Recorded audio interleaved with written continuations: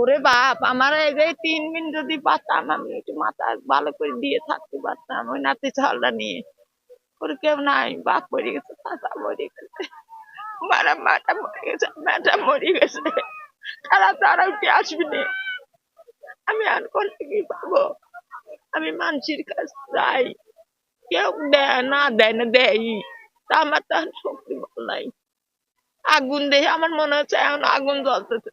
রাত 1টার দিকেও এখান থেকে গেছি, 1টার দিকেও কোনো কিছু না, আমার ভ্যানও চার্জে ছিল না, মানে ছাগল টাগল আমি দেখে গেছি। আমি কাজ থেকে আইছি 1টার দিক, আসার পরে আমরা আমার এই ভাইও গেছে আমার সাথে, ঘুরেছি, এই ঘরের থেকে বাড়াইছি, বাড়াইয়া যখন আমরা ঘরে গেছি 1 ঘন্টা ঘুম পারি নাই। তারপরে একজন আগুন বলে চিৎকির পারি উঠেছে, আমরা বাড়া দেখি যে এই তারে উপরে যে তার কারেন্টের যে তার মেন লাইনে আগুন, পুরা ঘরে, মানে এই 2 সাইড দিয়ে সব জায়গায় আগুন। তারপরে আমরা যার যার মতন জীবন নিয়ে বাড়া গেছি। এখানে আমার ছাগল ছিল, আমার ওই সাইডে মুরগি ফার্ম ছিল, আমার 2টা ভ্যান ছিল, ভ্যানের উপরে আমরা নির্ভর ছিলাম, আমার কিছুই নাই, আমরা রেলের জায়গায় থাকি। আমার এখন একটা লুঙ্গি, একটা গেঞ্জি বাই করি, আমার জিম্মির সাথে করি, নাতির সাথে করে দড়ি মারিছি। আর এই আগুনের সূত্র হয়েছে ঠিক রাত 2:30 ঠিক মনে হয়। সূত্র হওয়ার পরে আবার বাড়িওয়ালি বলতেছে যে পুরা গন্ধ করতেছে। আমার আবার ডাকতেছে, আমি আগের দিন আবার কাজ করে আসি, রাত্রি ঘুম এসে গেছি, সে মরণ ঘুম। আসলে এটা ঘটবি বলেই হয়েছে। তারপর উঠে লাইন বন্ধ করেছি, আমার গাড়ি চার্জ বন্ধ করেছি, আর যেই আমি দরজা খুলি, ধাপাত করে পাটকাঠি মারিছিল এই ঘরে, আমার ঘরে আগুন এসে চাতালে ধরে গেল। পাশে ওই ঘরটা ছিল, ওই ঘরটা ধরে গেল। মুহূর্তের ভিতরে আগুনি পুড়িয়ে সেই এলাকা মনে হচ্ছে যে আগুন। তারপরে কারেন্ট লাইন ছিল, এই 2টা তার কাটি পড়েছে, পড়ার পরে লাইন তো ধরেন চলতেইছে, আর কাজ আগুনই কাজ দেওয়া যাচ্ছে না, পটপট পটপট শব্দ হচ্ছে খালি। কিছুক্ষণের ভিতরে ফায়ার ব্রিগেডে ফোন দেওয়া হইলে, ফোন দেওয়ার পরে আধা ঘন্টা 40 মিনিট পরে ফায়ার ব্রিগেড আইলো।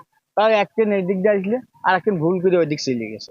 তারপরে এমনি ঘুরি এমনি আইসে, 2 দিক পানি মারি, ওদিক পানি মারি, সব পুড়িয়ে যাওয়ার পরে তারপরে ফায়ার সার্ভিস আসছে। আগুন ধরে সব পুড়ে গেল। আমি ওই কি ডাকনে আছিস রে, তাড়াতাড়ি আয়, আগুন ধরে সব পুড়ে গেল, দাও দাও করে জ্বলতেছে, পানি সব তুলতেছে, কেউ তুলতেছে না, অনেকে খাড়া রয়েছে, অনেকে তুলতেছে, তুলে তুলে সেই পানি মারতেছে। এই 4টে ঘর, ওই পাশে ভিতরে একটা ঘর রয়েছে, ওখানে হাঁস মুরগি গাদি ছিল, আর ওখানে আমার 4টে ছাগল ছিল, একটা খাসি, 3টে ছাগল গবন। এই সামনে মাসে বিয়ে সেই ছাগলগুলো ওরে ডাকেছে, আমার এখানকার লোক কেউ শুনি না, এমন ঘুম আসে আইছি আমরা। আর ছাগল ওই পাড়ার লোক করছে, এত ডাকতেছে কি ছাগল ডাকতেছে কে এত, ওই পাড়ার লোক এসে করছে যে ছাগল ডাকতেছে কে, কি কামে। তারপরে উনিরা করছে, দেখতেছে এখন আগুন, খালি ফেয়ার সার্ভিসে খালি ফোন দিয়েই যাচ্ছে, উনিরা ফোন ধরতেছে না। ফেয়ার সার্ভিস চালারা আসতে দেরি করেছে, যদি আর একটু আগে আসতো, ওই ঘরটা পড়েছে, ভ্যান পড়েছে 2টা, আর ওই পাশের ঘরটাও পুঁততো না, ওই পাশের ঘরটাও না, এই পাশের ঘরটাও পুঁততো না।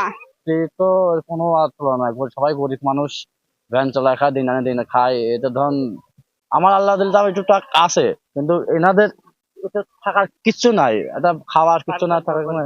সব ছিল সংসারে, হাড়ি পাতিল মাতিল সব ছিল। 2টা ছেলে মরে গেছে, আর একটা লাতিন, আর একটা লাতি ছল নিয়ে থাকে। এখন কেউই নাই, ওই লাতি ছলটা আছে, লাতিনটা আছে। এখন কিভাবে হইলো আমরাও জানি না, আমরা দূরিতে আলো দেখে সব দৌড়ে আসলাম। তো এটার পরে তো আর খাওয়া মুখে আসতেছে না, বুঝছো, খাওয়া দাওয়া নাই। ধরো আমার জিনিসপাতি যা ক্ষতি হয়ে গেছে, ঘর ভর্তি জিনিসপাতি ছিল, আমার জিনিস ছিল, আমার ছোট মেয়ের জিনিস আমার কাছে রেখে দিতে, সবই শেষ। পুরা জিনিস আমি কিচ্ছু পালাম না, এক কাপড়ই বের হয়েছি ঘরের থেকে। নাতিন ছেলেটা ছোট্ট আমার কাছে, তার নিয়ে ঘরের ভিতরে আগুন, এই গেট খুলতে পারতেছে না, কারেন্ট হয়ে গেছে, লাত্তি দিয়ে খুলে তারপরে এমনি বাড়াইছে, আমি নাতিন নিয়ে বাড়াইছি।